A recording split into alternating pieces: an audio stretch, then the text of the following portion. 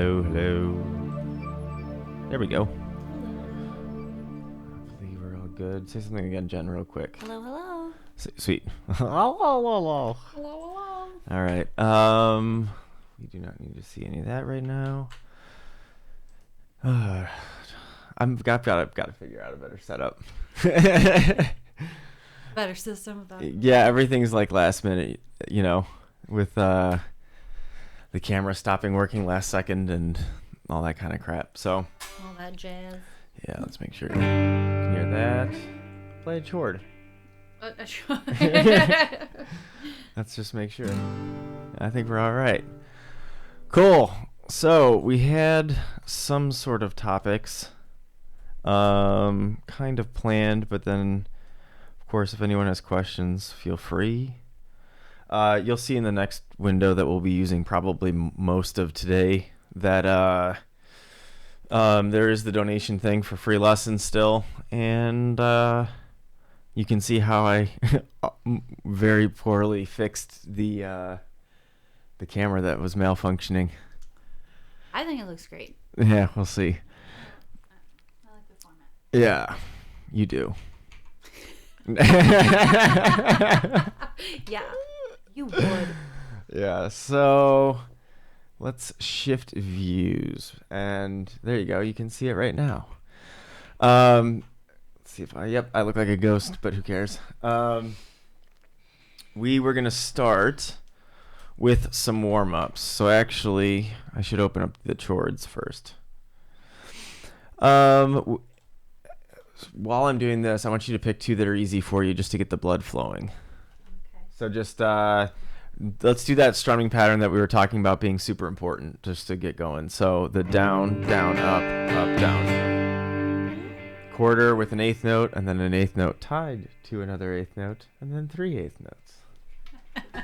Oops. Yeah, if I can count it out. What's that? Yeah.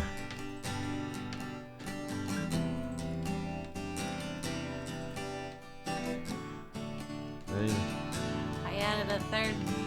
Hey, say if you feel comfortable, you can do whatever you want.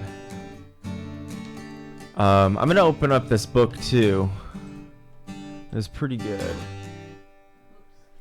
And we're gonna go ahead and use this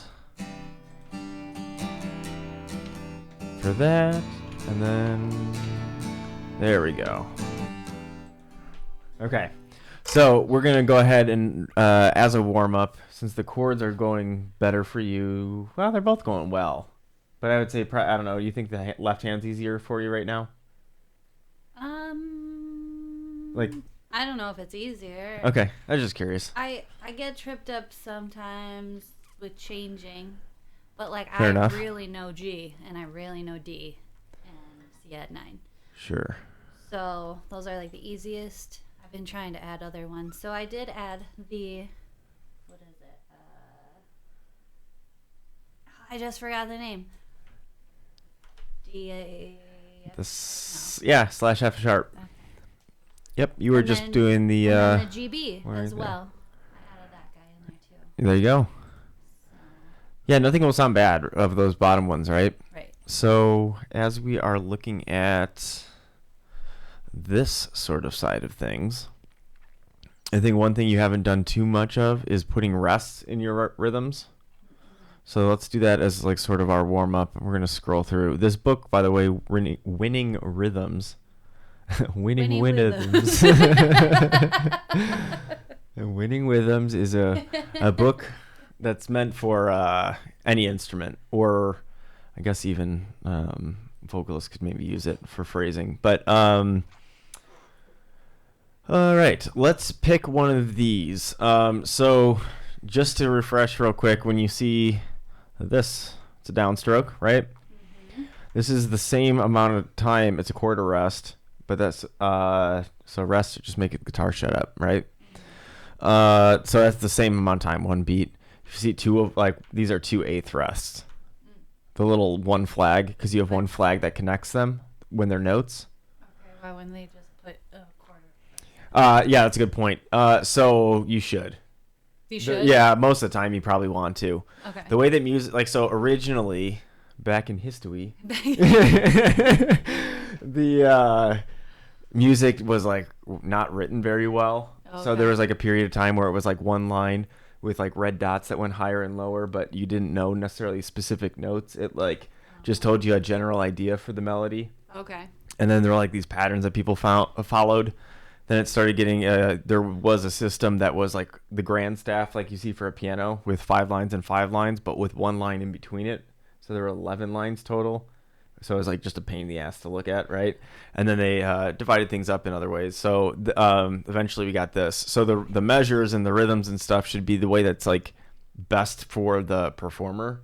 Okay. So they should be able to look at it and have a pretty good idea of what they're supposed to do. You shouldn't like, so you definitely like, this might be the case if you had like, maybe you're doing a strumming pattern where you had one of these as an 8th note every other time or something. Maybe you would show it that way, I guess. This is preferred. The big thing with your rhythms is you want to show the downbeat of whatever you're counting. Okay. So you can see like if there are definitely some in this book. Brings up a good point. There are some in this book that are really bad, almost on purpose. You know, just in case you see it kind of throws you some curveballs, but you should always be able to see the downbeat. I know there are some in here where you cannot, but like you can see right here, you can see every downbeat, like 1, you can see the 2 beat, the 3, and the 4. Mm-hmm. If you had, there's some handwritten thing in my scan. I'm trying to find one that's bad. That rhythm is bad. Yeah. Anyway, if you had something where like you couldn't see that there was a beat there and then it just shows the offbeat, it can be kind of confusing. So you always just want to make sure. So if you're in 4/4, whatever you're counting, you want to be able to see in some way, even if it's held. So like if you were in 6/8 with 6/8 notes, 1, 2, 3, 4, 5, 6, you would see like, you'd be able to see that main beat at least, or even maybe one, the 3. So it just depends on the situation, but normally it's pretty obvious. All right, let's pick one. Wait, go ahead. Real quick though. So with like C, that line C. Yep. All the way the last measure there, or whatever. I mean, there's a ton of them, but like. Which measure are you talking about? That like the last one there. Right there. There's what is. That one you would hold for 2 beats. Okay. Because that's the half note. Oh, I remember. It's because it's not filled in. Gotcha. And then when it is filled in, that's 1 beat.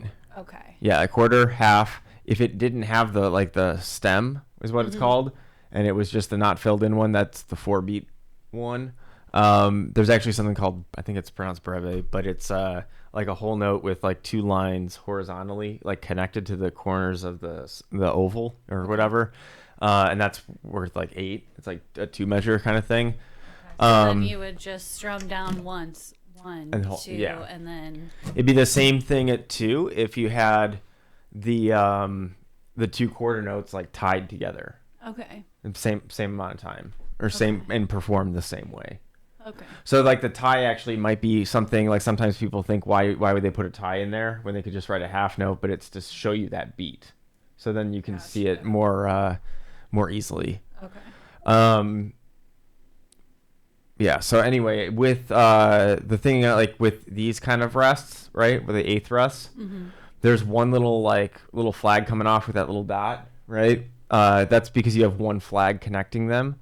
As you get faster than 8th notes, so to 16th notes, you have 2 flags. Then you have 32nd notes with 3, 4 for 64ths, 5 for 128. You're never going to see those crazy ones. Okay. You're going to see things called triplets, which is a little bit different, but you're going to probably, most of your stuff will be 8th notes or longer, or sometimes, depending on how you're counting it, you'll actually be playing 16th notes. But that's like that doesn't even have to be fast, because if we had a beat of, and I was doing, that's a 16th note, so 4 per beat. So the 8th notes, just the 2, right? So yeah. So let's try one of these with the rests. You want to pick one? No, you want me to? Why don't you pick an easy one? All right, so let's do one that has a long pause because that can be hard to keep your timing. Uh-huh. So let's do this E line. Can you see that all right? Okay. I'm just checking. I ask all my students that. Okay. It's not just because you're blind. I've just been making a big deal about how blind I am lately because I have to wear my glasses. Yeah. All right. I forgot what I said. E. Okay, so we have a half note, so both for 2, right? Mm-hmm. You've got 3 rests, and then you have with the I guess 4 quarter notes, right? It's a little weird because the 4 isn't actually in the measure like you'd expect. So normally you'd have like just the 4 beats in the measure. Uh-huh. Here you have like the 4 kind of scooted over. Do you see how it starts over here instead of starting here? Because we have those measure lines, right? So this one still has the 4 beats, Right. but it just looks it might throw you off. I was just bringing that part up because Oh. the whole normally if you're playing something you'd think, okay, I'm gonna play the G chord 4 times, just 4 times, right? But it's going 4, 1, 2, 3, rest. So it's gonna feel a little bit different, and then down, down, up, down, and down, up at the end. So I will. Do you want to try it without hearing me first? Or do you? No, I Or probably should because when you play it, I'm like, oh, okay, I can hear it, and then so I never like really sure. pick it out. I hear you. First, Totally so hear it. probably.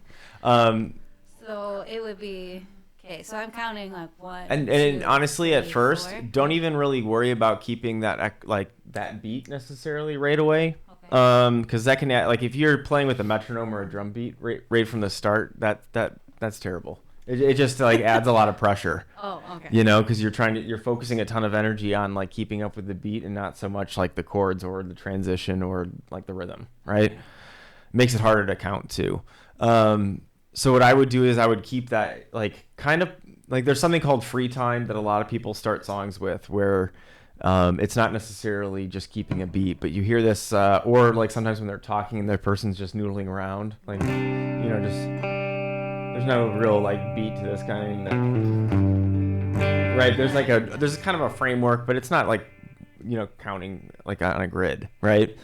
So you can just kind of do it a little bit like a slightly free time kind of thing to start, and then tighten it up, and then do it keeping a beat. Okay, so give E a shot. All right. So.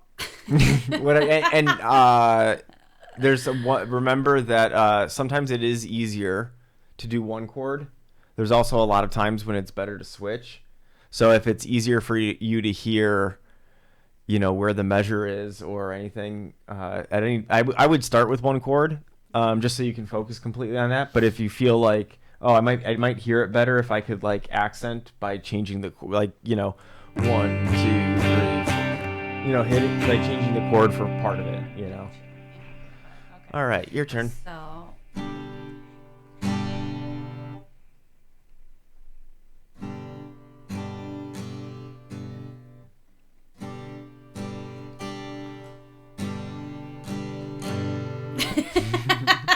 That wasn't bad at all.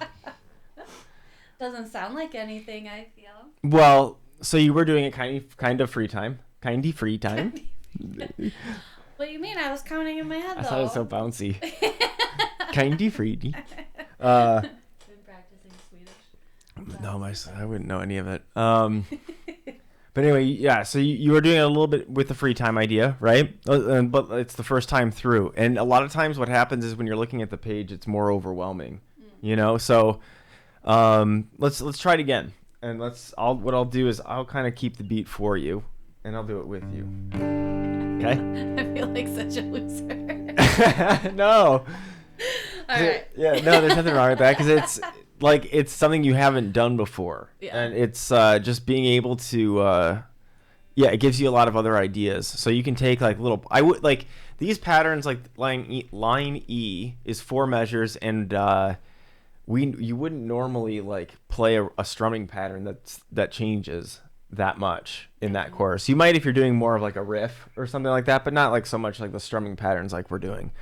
So it's a little bit harder in general. Normally you have something consistent, right? So it's a bunch of new things. But let's try that line E. Okay. So I'll kind of send. So How about you just play first? And then I'll you want to hear play this one? with- Okay. Yeah, because Well, I want to. Sure. So you'd have like if we did like that speed. Okay, that's the quarter note. Okay. Okay, so you'd have.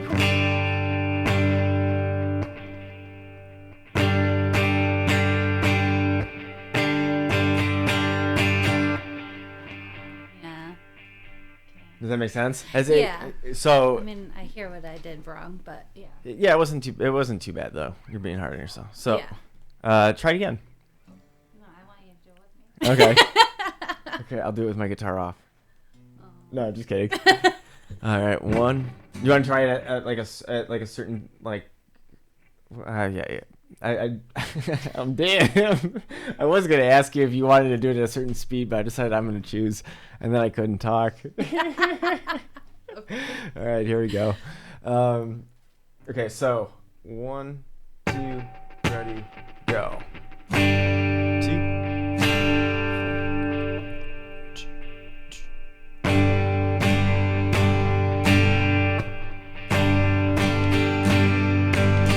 Yeah, there you go.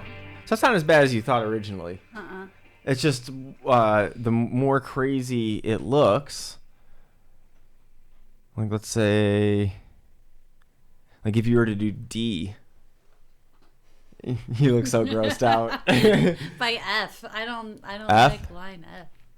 Here, let's do F. Let's do just the first two measures of F though. Okay? So you're gonna have the down 1, 2, 3, 4, 1, 2, 4. So if you look at like in terms of like beats, you're kind of hitting quarter notes here, but this is one way of showing you to make them shorter, right? Because it's like you hit the note and then you rest it. The other thing you might see, just to bring this up, is a tiny dot underneath the note, and then that just means staccato, which is play it really short. So if you had like a instead of that sort of thing, right? That's not. Don't get confused though. If the dot is next to the note, it adds half. So if you so it's two different things. So dot on the bottom is staccato, meaning short, and then a dot on the side is a it adds half of whatever kind of note it is. So what does that mean? So if you have a half note with a dot after it, so a dotted half note. Half note is worth 2, so you add 1. Oh, okay. You add half of whatever note. If it was a dotted quarter note, it's the same thing as a quarter note plus an eighth note, like tied together. How would that sound? So if we had, let's, I believe there's some later on. Yeah, like here. Okay? Mm-hmm. So right here, these rhythms are pretty short because it's in 2/4. So again, that means two notes, essentially, and then they're quarter notes. Okay? So you can see you have one main beat here and then one there, right? So actually, if you look at the measure 2 and 3, that is those are both the same, right?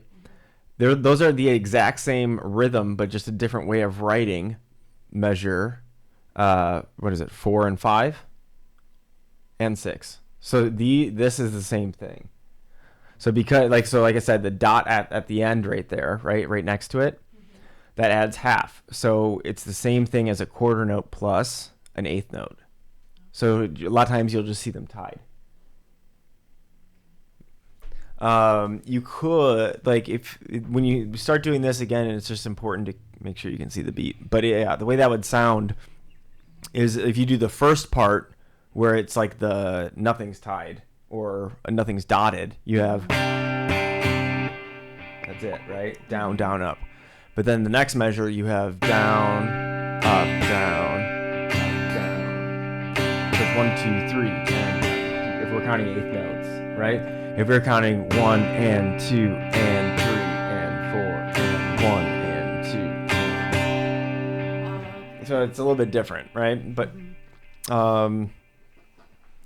still, like I said, it's not going faster than like 16th notes even, right? It's a lot of that looks a lot crazier than it is to play, right? We were talking about that rhythm before where you have down, up, down, up. Right, I think that was the bass line that Right,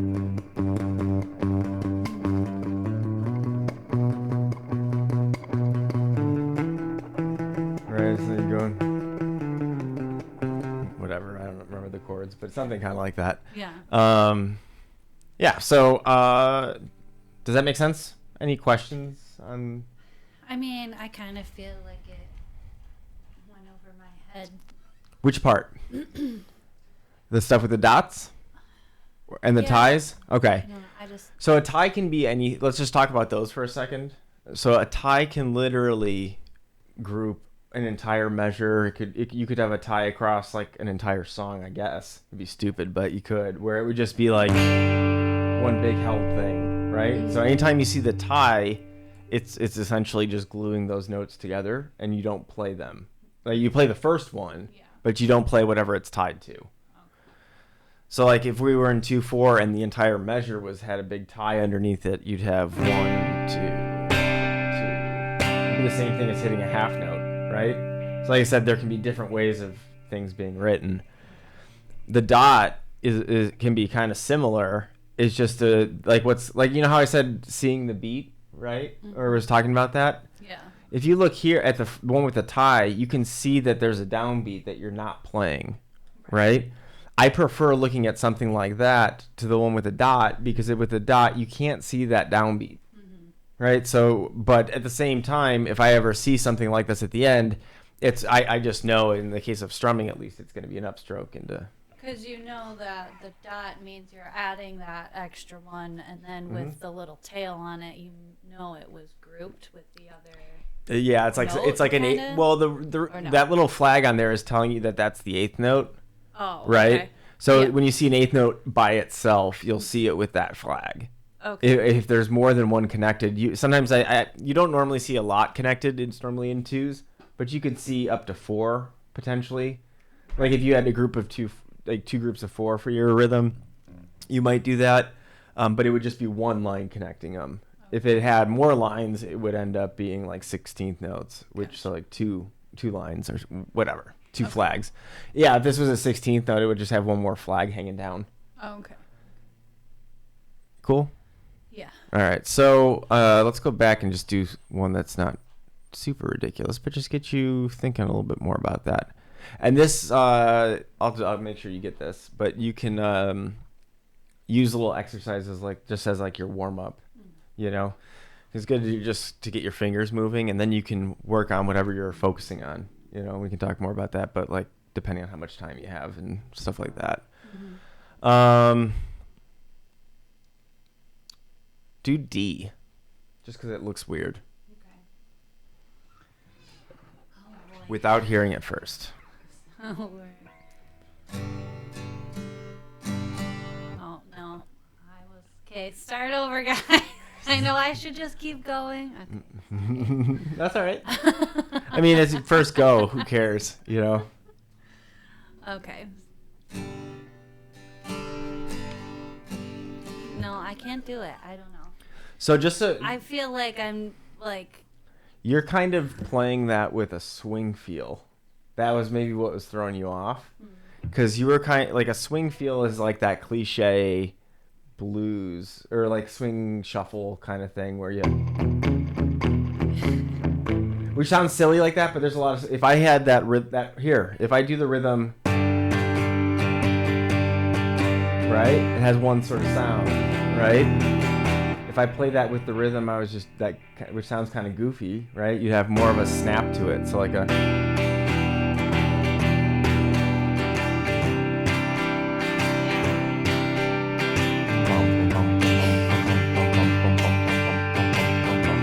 It's hard to do at the same time.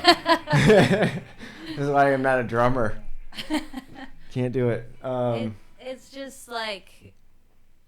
So that's just a straight. I'm still trying to like count it so it's like consistent, but I'm not consistent. I don't know how to be consistent. What makes it easier for you? Is it easier for you to think about the strumming pattern or think about counting? The strumming pattern. Yeah, so think about that. I don't care. Do what's easier, you know, because like I said, there's that one student that counted with syllables. Yeah. You know, you can count however you want. So if it makes it easier, rather than going 1, 2, and 3, 4, and if you want to go, whatever. You could go down, down, up, down, down, up, down, down, down. You just conned me into playing it. You sneak. I didn't even realize what you did. It wasn't my goal, It but was I was for like, sure. Your like, yeah, intention he's for playing sure. it. You sneak. That's awesome. Oh yeah. All right. Yeah. Okay, so you go like down, down, down, up, down. We're close. Sort of. You just. I don't know why this is so hard for me. No, you just froze. It was funny. You go down, down, down, down, down, down. All right, so down, down, up, down, down, up. And then that one looks weird, right? Yeah. Because it's real. It's like the way they have it written is down, two, and as a rest. Down, four, and as a rest. But really, you could just go one, rest, two, or I'm sorry, like I was counting how many notes, but one, rest, three, rest, or whatever. Mm-hmm. And you go. And then that's a downstroke, right? Yeah. For the half note? Yeah. Yeah. So down. Two. And then you rest it, whatever. And then, Okay. So that just means you mute the strings, yeah. So 2. yeah. And right now we're kind of flying around between a bunch of examples, but you can just pick one. Okay. And of course you can make them up too. Yeah. Or the other thing that might be useful is if you are thinking about, or if you're listening to music, I should say. Yeah. Try and figure out what those types of rhythms are. Just Yeah, think like- about how you could write them out. When I asked you about that one in the car today, Yep. you were like, yeah, you count like this. And I was completely off. So Well, I here's was what happens to a counting lot of slower than Sure. you were. Which is fine, as long as it there's multiple ways of writing it, right? Mm-hmm. So you could write things at different tempos. If you were counting it slower, maybe I was counting at 200 and you were counting at 100. Okay. That sort of thing where we're counting half as many beats, kind of thing. Okay. It doesn't really matter. Whatever makes it easier for you to lock in with. Sometimes, depending on the exercise, I'll change it. Okay. Because it'll be easier to think with more accents than it is with less. But the one thing that tons and tons of people get confused is they get really distracted with the rhythm and they don't count what the pulse of things is. Right. Because if you're trying to count bump bump bump bump bump bump bump bump bump bump bump bump bump, that sort of thing. Depending on where that falls in the measure and stuff like that, it might be really awkward to figure out. Okay. So if you were doing that rhythm, instead of going one and two, or one and three and four, going through and counting those, you could literally just do down, up, down, up, down, up, down, up, that sort of thing. Mm-hmm. Sometimes that's easier. It doesn't matter. Okay. But yeah, don't get confused with the rhythm, because the rhythm, if I had something fast, right, it's easy to get distracted with, I don't know, a...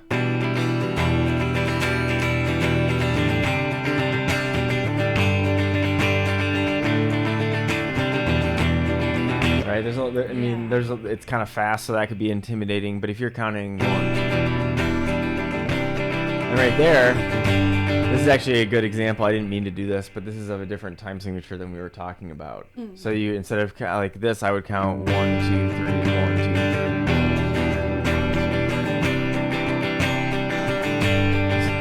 3. So the one that I'm hitting harder is kind of the beginning of them, right? 1, 2, 3, 4, 5, 6.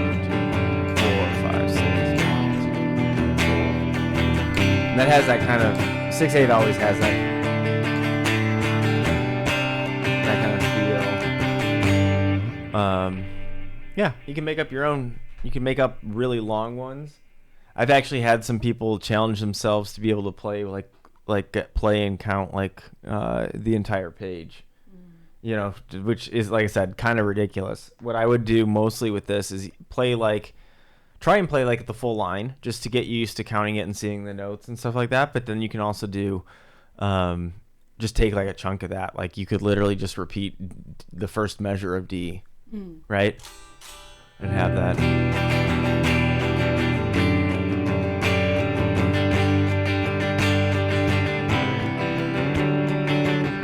Whatever you want to do, right? Questions on any of that? Yeah, like, who's your ugliest friend? Oh man. No, that makes sense. Cool. So yeah, you were asking a bit about the practicing thing. So Yeah. real quick, it doesn't have to be real quick. Let me just explain how I feel. Sure. Because I'm sure other people feel the same way. Like when I'm alone and I practice, it's just so intimidating because I feel like I've forgotten everything that we talked about. So it's like, I printed out a whole page of a song of tabs that I wanted to learn, and then it was just like, there's too many lines, there's too many numbers, I forget what I'm doing. So then I just put it away, and then I just don't do it. So The overwhelm. yes. Sure. Yeah, so for one, it's never I wouldn't put the pressure on yourself to memorize everything that's said, in general.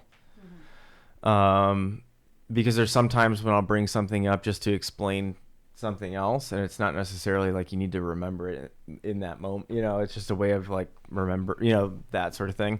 You can definitely take notes. You could on certain things if you feel like that, or obviously ask for extra material or whatever you need.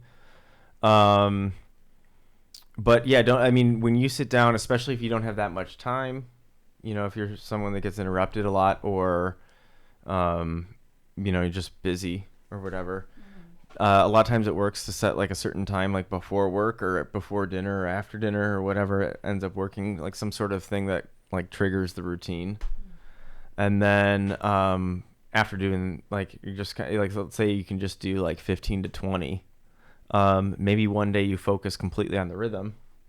And then what I would do is I would warm up with some of the easier ones, and then, or whatever you feel is manageable. You don't want to start at a boring level. Start at something that's like maybe somewhat comfortable, but you might screw it up every once in a while. Okay. Right? Yeah, something you don't have the consistency with yet. And then you can go ahead and have it, like, the next day be something where you focus on maybe challenging yourself with some new chord shapes. Okay. Or things that you might not be comfortable with, right? And then you can rotate. So for me, my ideal practice schedule was like a 3-day sort of thing when I was practicing like my most. And it was like a day for technique, another day for technique, a day for creative stuff. And then that would repeat. And then I'd have like a review or free day kind of thing. And then that would be my week, right? I think right now that would be ridiculous because it's a lot, right? Yeah. So I think you should have a chunk where you do some of the rhythms, and I think the rhythm could be your warm up, and then you could play, like, if you, then you could use a song as your example, for the consistent strumming, and then have a day where you focus more on, like I said, some new chord shapes, that sort of thing. You could do. But do whatever feels like you're challenging yourself, but you can still focus on everything. It's not like pushing you too much where you're adding that pressure, right? And then, like, always remember too that like everything's gonna bleed over. So even if you're practicing a totally different rhythm, it's gonna help you out with it'll develop those, what are they called, neural pathways or whatever. Develop like your just way of thinking with them. Gotcha. Okay. All right, so let's challenge you with some chords then. Okay.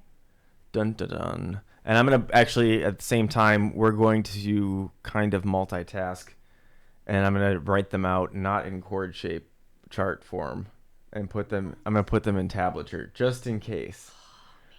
Oh, man. All right. I know, I'm being I don't know who's watching.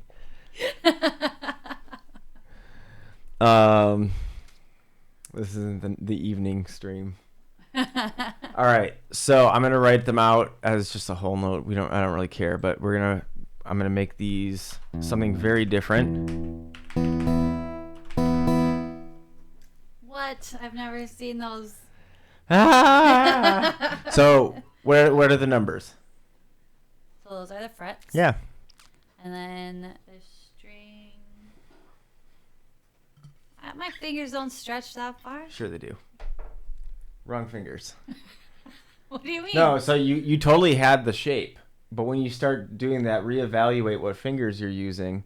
Because if you were to use your pinky and ring finger and then your first finger, then you can have so your first finger is going to be right. No, you were right there. And those then two are down here. There you go.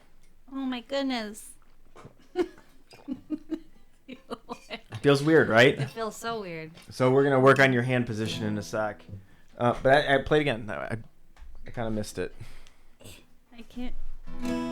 Yeah. It's not bad. It's a weird stretch though, right? Yeah. So what's happening here is you're playing actually you're like at the start of a movable chord. Okay. So the nice thing about like fretted instruments especially, but like string instruments, is you can play the same shapes and you don't have to learn like a new fingering necessarily, right? There's a lot of repetition, I guess. So when you're playing this shape, there's a couple things to bring up. Just these three notes you're pushing down, that's what's called a power chord. They're not major, they're not minor, they're just kind of these their own kind of thing, right? Okay. You can play them anywhere.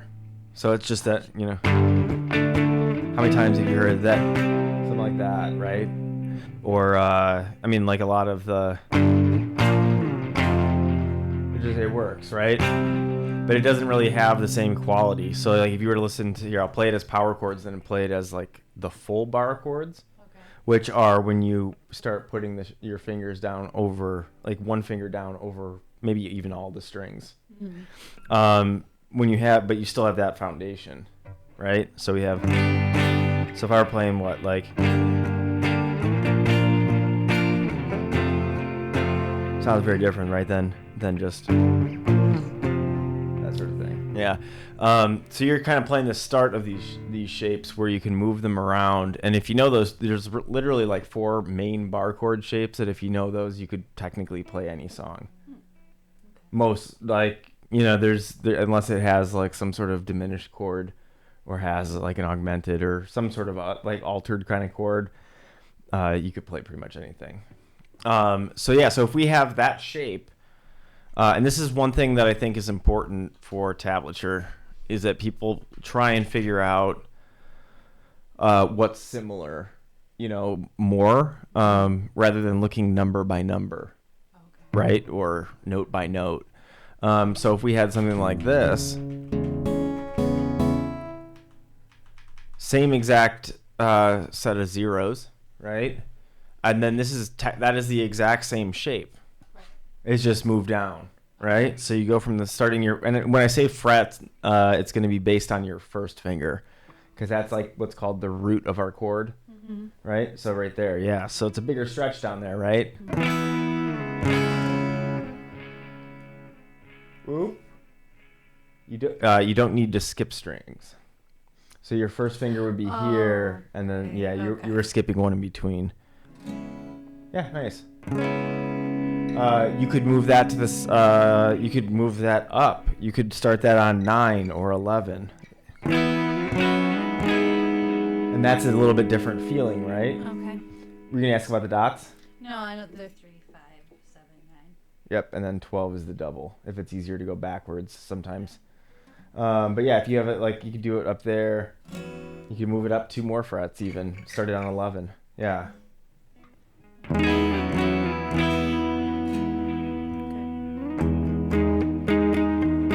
cramping already. Yeah, that's all right. And that's a good point. If that starts happening when you're doing this, you never, for one, don't play if it hurts, right? But through the pain. Yeah, right. Don't do that. But yeah, if your hand starts getting more tired or more of that kind of feeling, switch it up. So you could, if it works better for you to kind of cover a few different topics in a practice time, you could say switch to rhythms at that point, and then just do chords that were easier, like, you know, the E minor and C's and stuff, right? But yeah, you could play this anywhere. So like, just not anywhere, but like, there's a lot of places. So you can play it 7, 9, 11. You can keep going. Right? We could also play it in a more reasonable spot, like 4, 2. And actually, here's something to bring up. If we were playing this shape and we were to go to the 0, right? So it would be like the nut is doing the job for you, right? I'd probably actually play it with these 2 fingers. Okay. Just so I can leave them on there, right? So if I had like, right, and rather than this kind of garbage. Yeah, because then you have to find where your fingers are going. Yep. Again. That's all right. The other thing that you might hear, like just to show you another example of like that slash chord idea, you might see it sometimes where you have like that first one we did, the 7th fret, and then, so this is what's just a big E5. This is actually a big power chord. If I do this, it would be, because I'm changing my low note, but I'm still keeping the rest of the same chord. So it goes from E5 to E5 slash whatever this note is, so D sharp. Okay. E5 slash D. So like, you might hear that a lot, right? How many times have you heard like either of those progressions or? Because we have a lot of 90s songs. Oh God, yeah. That's very much like the one from City of Angels, especially. I can't remember what it was or who even sings it. I don't know. That movie. Yeah. Okay. I have no idea. But yeah, you could have it. Right. I mean, a lot of times they'd be doing stuff like that where you're using open strings to achieve kind of a bigger sound, right? Or because it kind of sounds more like this kind of thing. But yeah, this will get you, like, you could do something like this to challenge yourself a bit, just for a little bit, right? Yeah. So you don't don't ever try and do everything at once because it's just too much. Yeah. There's a lot to think about, and as you're, developing, you can figure out what makes it easier or harder for yourself, because there's always a way of adjusting it, right? Let's try one of these again. Let's try going from 4. So it'd be the 4 and 6 is the last one. And actually what I'm going to do is I'm going to get rid of that low note just so it's not quite as muddy and you can see it easier. So it'll help the sound. And so then I don't play that. Yeah, just skip it for right now. So if you saw, you could maybe, I think we've talked a little bit about this, but you could have like an X there, which means you'd play it, but you want it muted, right? If you see that, then you know you're playing it. But if there's nothing there, you don't play anything. Okay. And then you're going to go down to 0. Okay? So you're going to take those fingers off. So just to show you, you would have like whatever pattern. Better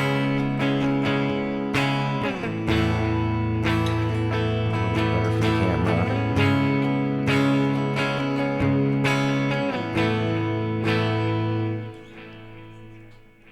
Yeah, it's totally new, right?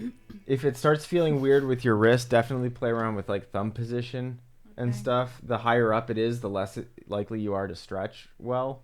So you want it like here. Let me change my angle. See, change the angle of my dangle.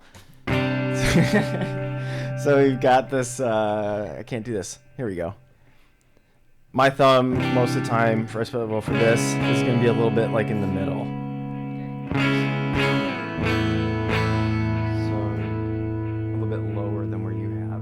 So you see how your fingers, so the knuckles here are much closer when you're doing this.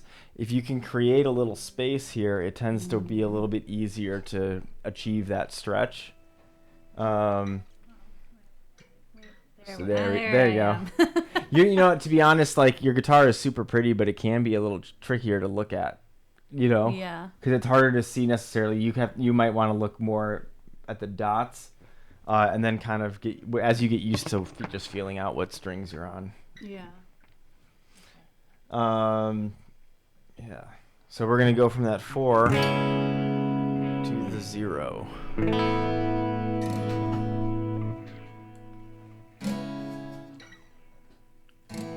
Yeah. There you go.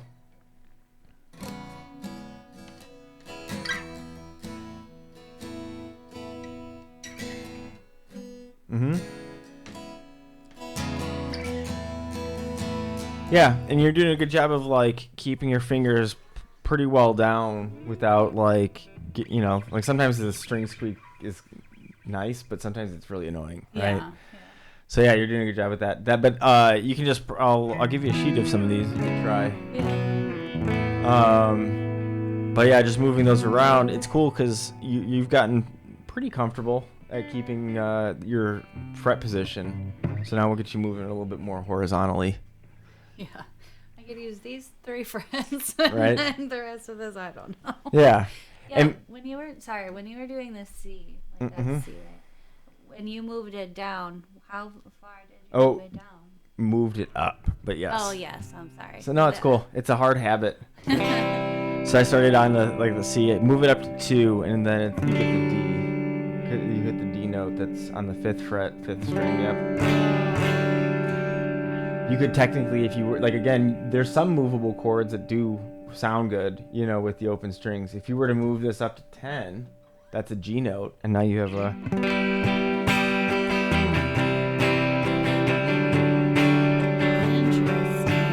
So G,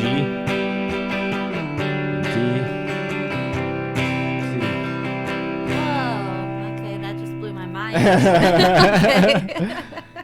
Yeah. So you don't even have to move your fingers. You just have to move the fret. Sometimes, yeah, with the movable shapes for sure. So like those bar chord shapes, like this one right here, that's a major. So if I'm playing starting on the 5th fret, which is an A note, that's an A major chord. If I move it up, that's an A sharp or a B flat. There you go. B, C, D, E flat. So the move, like sometimes they don't sound good, right? So if I did like this on the 6th fret, actually it's kind of cool. I love how you can find like, oh yeah, that does sound cool. Just kidding, guys. Yeah. Depends on how you play it, right? Right. It wouldn't sound so good as. Although there is a bitchin' Meshuggah song that starts with that. Yeah, so there's all kind. I mean, for every chord, there's hundreds of ways of playing them. Okay. Yeah. So, like most of the time, you like a C chord, right? So you'd probably play the ones that we talked about. This, maybe a variation of it. You could play. There's 2. That's a C as a bar chord. That's a C as a bar chord. You could also play it with the Hawaiian way. Very Hawaiian for sure. Yeah, that sounds like a luau. I could play, see there, wherever. Oop, not there. So there's. That's so crazy. Yeah. So right now it's more important to get some of the mechanics, and then we'll talk more about the some of the theory stuff, so then you can understand how chords work. Because like for a songwriting thing, like here's the example I use all the time. This chord progression is pretty cliche, so it's an A minor. F, C, G. So if we were doing that with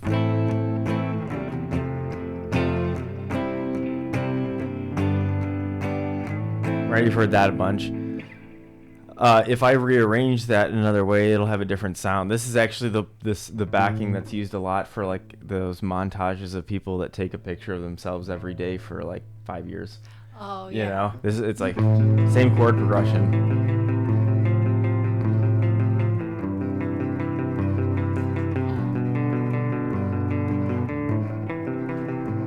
Just with a different rhythm, kind of, and a different way of playing the chords. Let's say I like the idea of this. It's a little smoother. I think it sounds cooler. But maybe I want to open it up a bit. Maybe I do.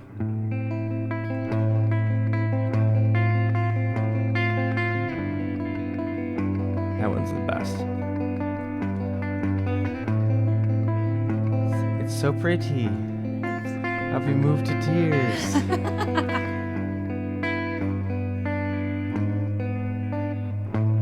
That stretch. Dang. Okay. Yeah. Practicing to do. Yeah. But it'll get you moving around a little bit more, and then we can get you thinking more about the specific notes, and because it's really just about getting you in more and more control. Yeah. Right. There's a guy I used to know. Yeah. Let me check something real quick. Yeah, we're good. There's a guy I used to tour with that he always talked about practicing, and he said he always talked about it. He was kind of like the bitch hammer guy, but he talked about making the guitar your bitch. Oh. Like being in control of it and stuff like that. So it's a funny way of talking about it, but as you move around more or like look up more songs, you'll just expose yourself to more and more situations that different combinations of things that maybe you've used or just a totally new thing, right? Mm-hmm. I will give you these as chord charts, though. I will not give them, not in the tablature. Oh, okay. It'll make it a little bit easier to figure out. Okay. So I don't know if I have them actually on this computer. Let me just see real quick. So if I do, I can put them up on the screen real quick.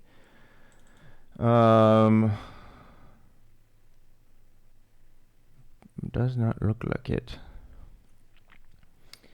My laptop has the chord software that I use on it. Oh wait, there we go. These kind of work. Okay. So see how like you were starting up here? Mm-hmm. Ignore the bottom chart. We don't need that. That looks so weird. Well, the black dots are the chord, right? And then the rest of them are the ones you can change to that are part of the keys. So you could have like. That's what that is. Yeah, okay. I was trying to remember how. Like it's not like I was trying to do anything in general, but I was just trying to move my finger around to see. But I'm like, I can't remember where I'm actually supposed to put it. I mean, you can definitely do it based on a chart, but you can also just trust your ear. Yeah. If you start hearing something that doesn't. I would say the most basic types of fixes that are like the most common. If you're trying to put together chords and they don't sound good and you want to kind of fix it, or you want to fix one note in the chord, that sort of thing, it could potentially be something where you played like a minor version of a chord and it should have been the major, or that's what you'd be more expecting, right? So like instead of playing the A major, you played the minor, right? Because that makes a big difference in the mood. Because if I went like this, the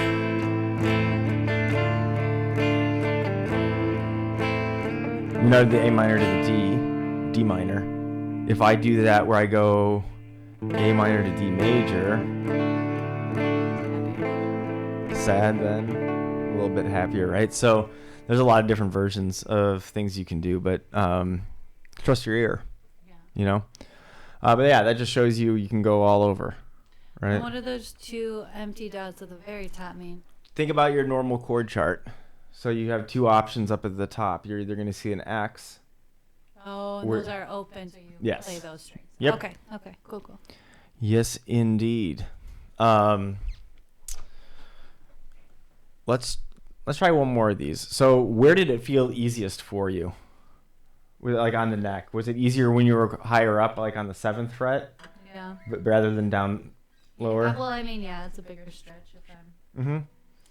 Sometimes the bigger stretch makes it easier, because especially if you get real extreme, right, and you're playing up like way up, there's it kind of stinks. So at least for me with bigger hands. So let's say we did like the 7th fret, and then let's go to 4, 9, 7. So 7, 4, 9. Mm-hmm.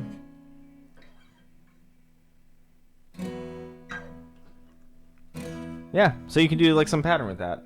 Like you just did it pretty impressively because it wasn't like you had a lot of time to think about where to go. Mm-hmm. So that's pretty. I mean, the shorter amount of time you spend on each chord, the harder it is, right? So if you wanted to make that, you have a little bit more time. Whatever rhythm. And that would be a great thing just to mess around with the rhythms and the chords. Like you can kind of practice each individually. You could just do whatever. There's my rhythm, let's say, and just get used to that, and then add one chord or two.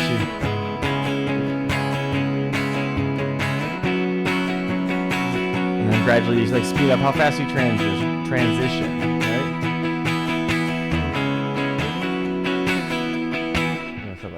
Right? Questions? Okay, bye.